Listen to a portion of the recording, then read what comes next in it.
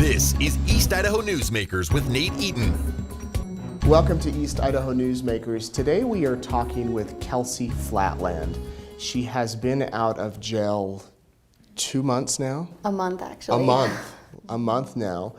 You may remember her from the tragic story that we have covered over the past year and a half almost, 2016, when your baby drowned in the bathtub.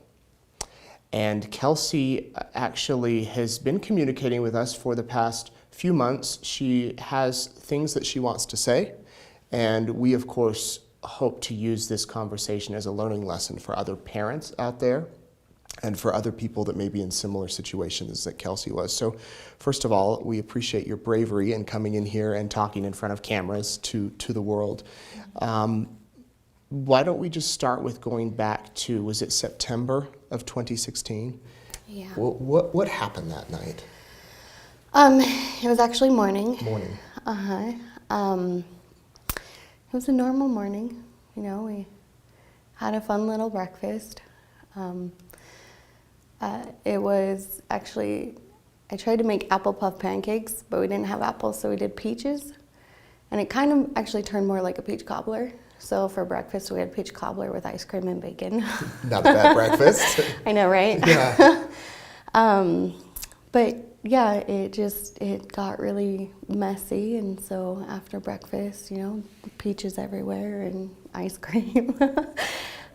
So I ended up, you know, just saying, all right, let's go for a bath. So we put the kids in the bathtub, and they were playing around, and I just said, you know what, this is a good time. I'll be real quick, just grab my cell phone, pay the bill, and then I'll be right back up. And from there, it's a cell phone epidemic. You get distracted and you lose track of time, and you don't realize how many minutes have passed. And I just got distracted, and my son came down, and I was like, oh, hey there, let's, you know, get you dressed. And then, you know, Paul was like, well, we should probably go check on Zyra too. And I was like, yeah, we probably should. And so I went to check on her, and she was submerged underwater.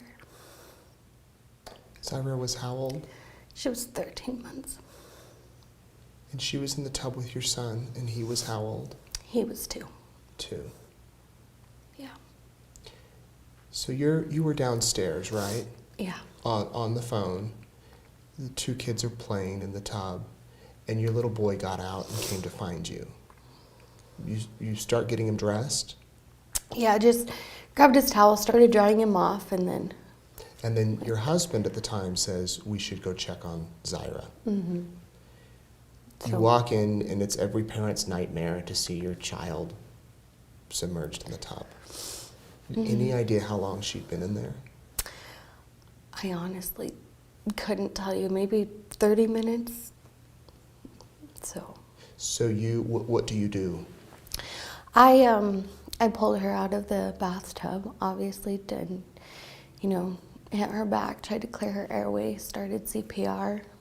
Paul came in, and he, you know, took over, told me to call 911. So I called 911, and then I ended up retaking over CPR while I was on the phone with the ambulance, and just tried to resuscitate her, but it wasn't successful.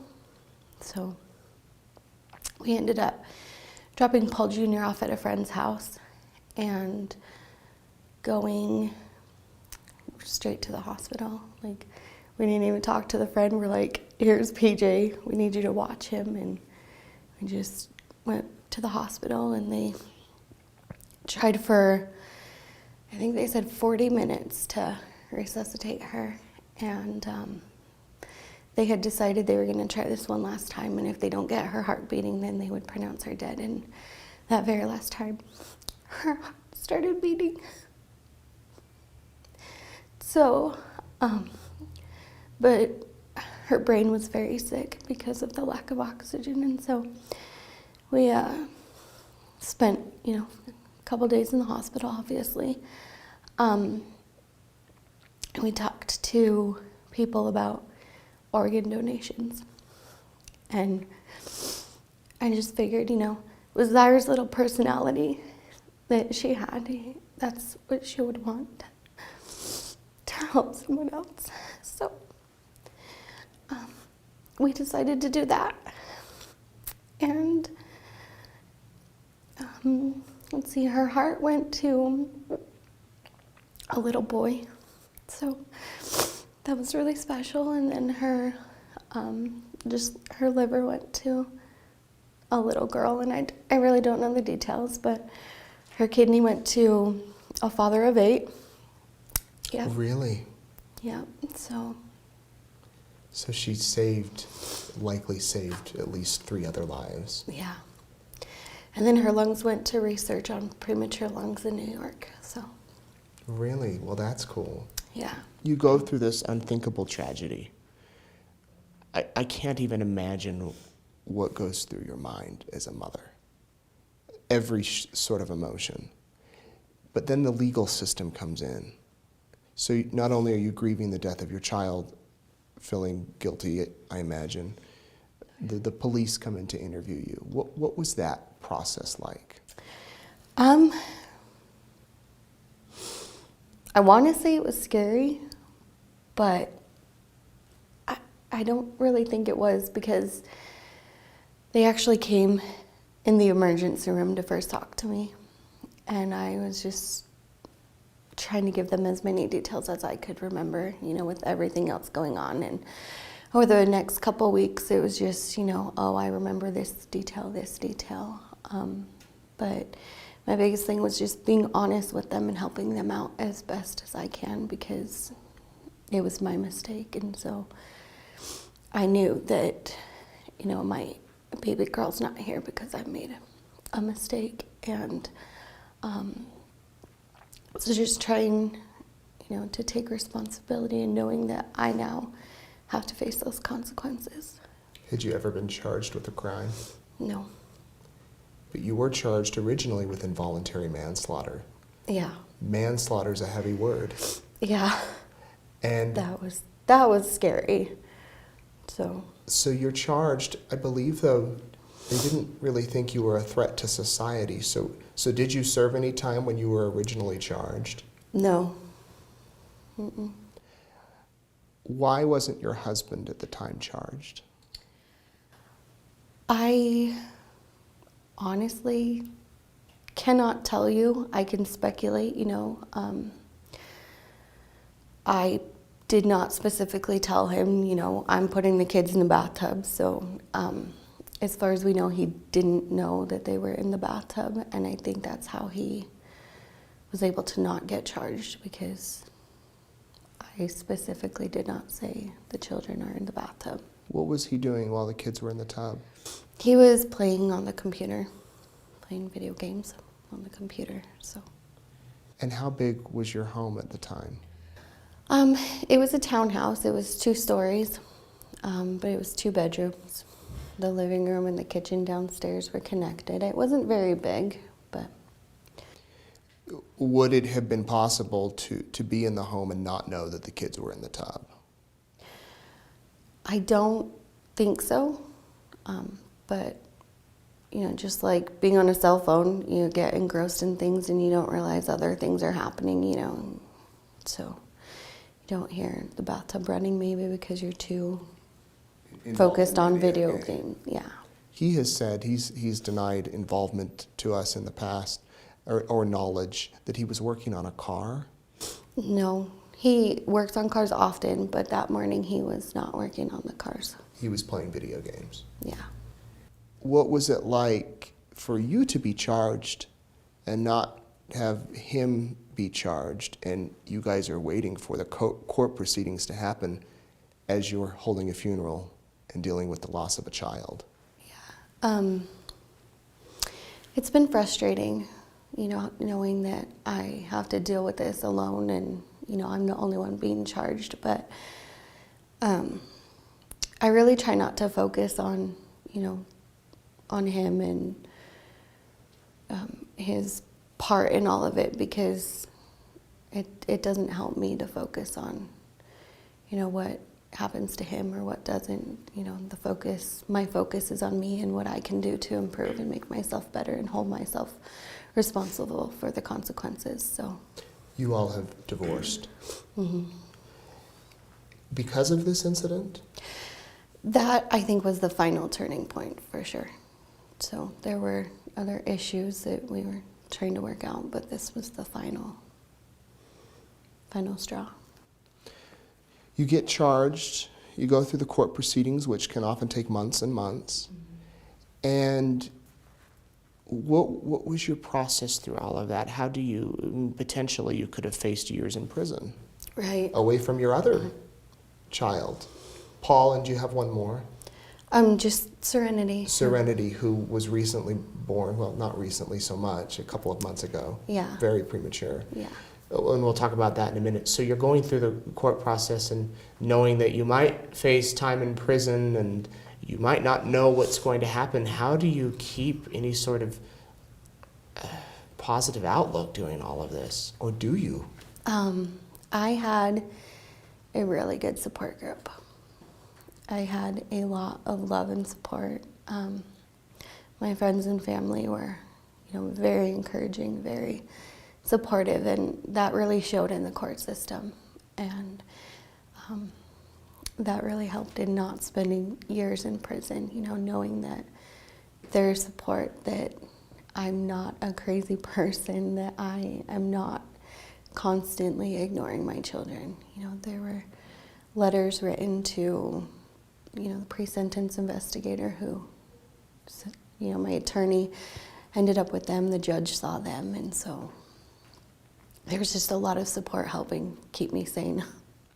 When you were sentenced, what did it end up being? What were you end up sentenced to? 100 days. 100 days in jail, local jail. In local jail, and then 7 years of probation. And the charge was amended from involuntary manslaughter to felony injury to a child. Right. So you were sentenced to 100 days community service. Mm-hmm. And have you served all of your time? I have. How was that, going from a mother of 2 young children, preparing peach cobbler for breakfast, and running to the library and preschool, to going to jail? It was very different. There wasn't a day went by that I didn't think about those kids or worry about them or, wonder how their day is and how they're doing. And, with the little one being in the hospital, especially, and then even with Paul Jr., I know that, he's with his dad and he was being taken care of, but knowing that I couldn't, be there for him and take care of him and, tell him good night every night. That was really hard. So. You mentioned Serenity.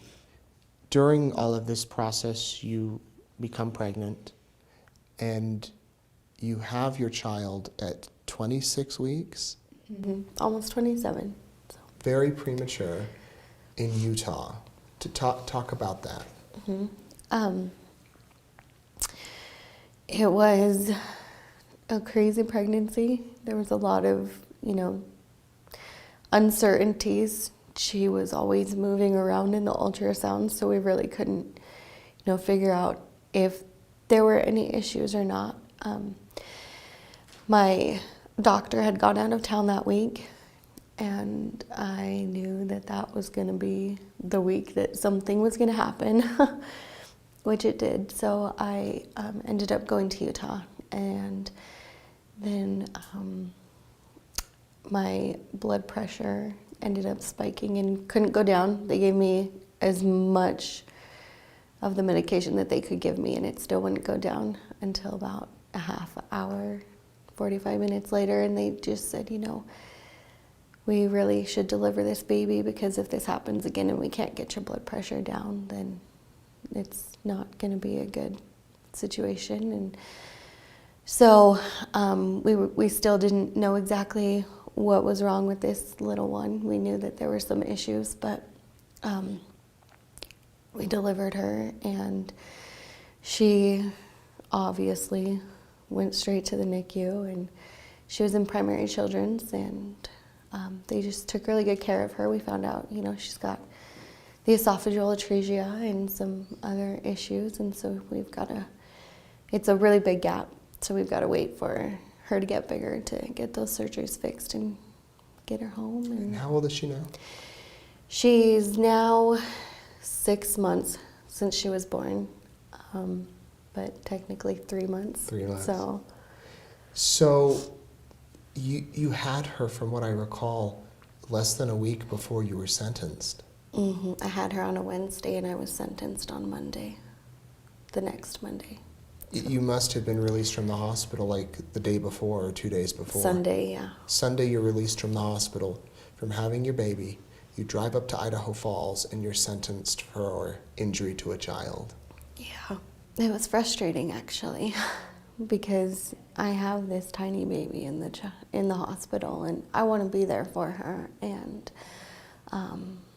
but knowing that I was sentenced to 100 days, it's like, I felt a little unfair, but at the same time, I knew that there had to be consequences, and her being in the hospital at the time, there was not really much that I could do for her, and so she was where she needed to be, and so that was a huge, comfort to me, but it was just really hard not being there for her every day. You don't seem to be playing the blame game. There's no point in playing the blame game. I mean, he was home, yeah, but I'm responsible for myself and what happens to him, what he does, the choices he makes, the way he chooses to accept his consequences. That's up to him. That's not up to me. It's been September of 2016, so about a year and a half. How are you doing? I'm doing okay.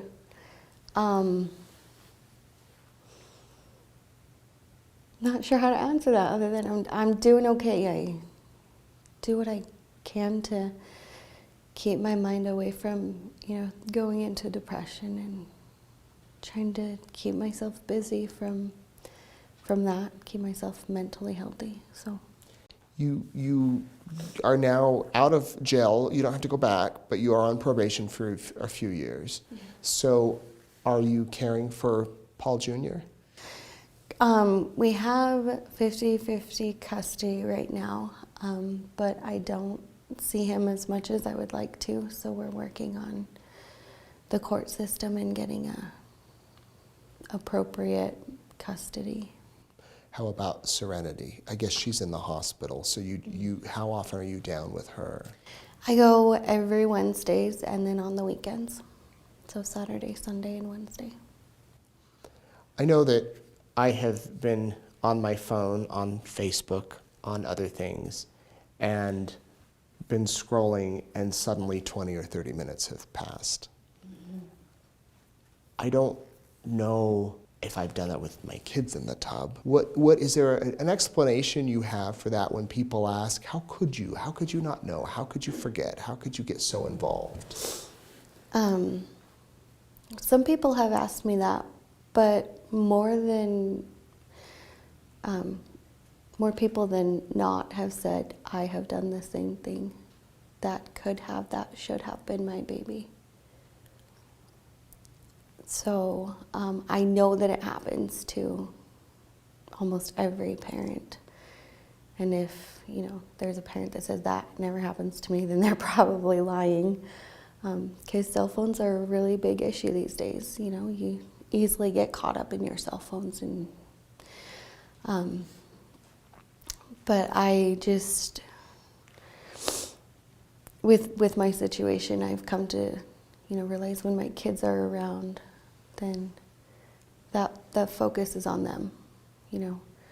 Facebook can wait, that Facebook notification, someone Snapchatted me here, let's Snapchat back, let's do a selfie with us,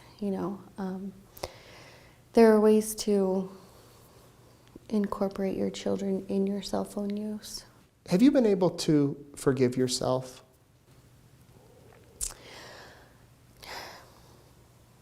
I'd like to say yes, but no, because I still think about it every day, and there's still, that anger towards myself and the, self-hate.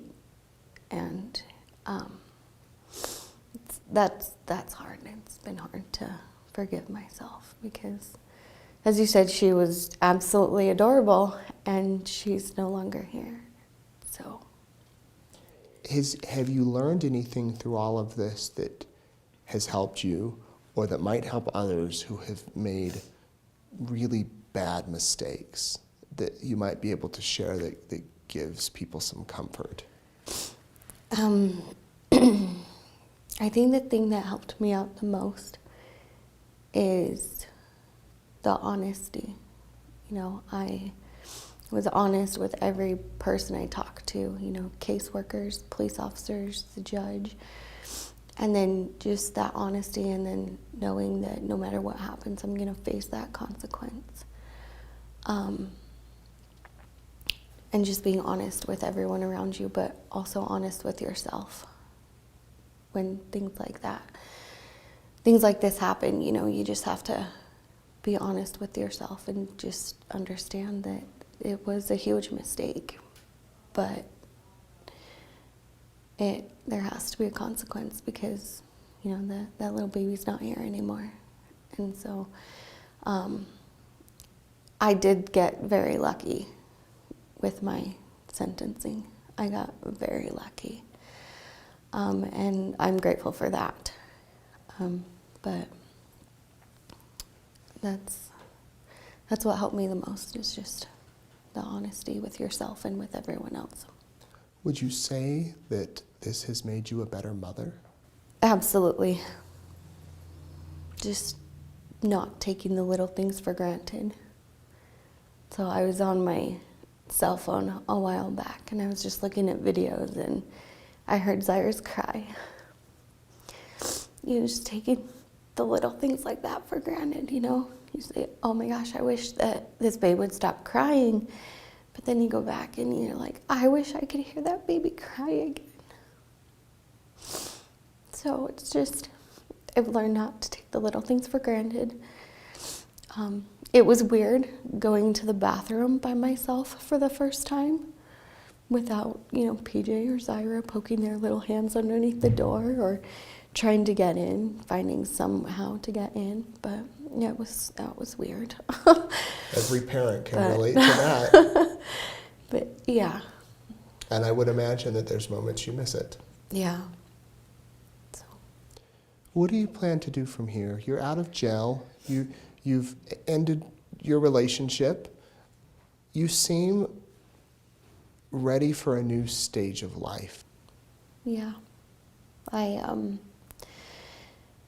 been working at the gangplank, and even in jail, I would call them and say, hey, I don't know if you guys know, but I'm in jail. And they're like, oh yeah, we know. And I was like, well, I still want a job. And so I kept in touch with them. And as soon as I got out December 13th. I started working there December 15th. Had you worked there before? Yeah. Where do you foresee Kelsee in 3 or 5 years? I don't know. I want to go back to school. I always wanted to do nursing. I'm not sure if that's still in the plans. I'm still trying to decide because that's going to be hard with everything. But I want to do something with school. I want to go to school and get, a career set and just make sure that I'm able to take care of those kids. I hope you didn't read the Facebook comments on the stories we and other media put up about this, because you were crucified on Facebook, social media. What do you want those people to know about you? And not those people that attacked you, but people in general. Well, first off, I made a point not to read the articles Good or the for comments. You. Good for you. Just because I knew, there was going to be a lot of backlash, but a lot of people told me that there was also a lot of support at the same time. So right. I just want to thank everyone who supported me and, fought for me during that time. But for just everyone in general, it's so easy to hear a story and then judge based on what the story has said. But don't judge a story without knowing the full detail, because nobody knows the full details. I mean, even now, you know, I can tell my story, I can tell, you know, my thoughts and feelings, but I mean, you know, what's the, you know, there's that middle place in between, you know, you never really know. But just don't be so quick to judge, really. You know, it's hard. Something like this is hard, and I think what the parents need is just more support than anything. And what would your message be to parents out there? Just pay more attention. Just be there for your children. You know, that the cell phones can wait. They're not the most important thing. They're fun. They're, you know, they help pass the time, but it's something to do while you're laying in bed or sitting on the toilet. I don't know. Not when the kids are in the tub. Not when the kids are in the tub. Yeah. Kelsee, thank you for speaking with us today. You have beautiful children, and we wish you the best from here on out, and we hope that in a few years maybe you're back here and you have begun a new stage of life. Thank you for watching East Idaho Newsmakers. I'm Nate Eaton. Have a good week.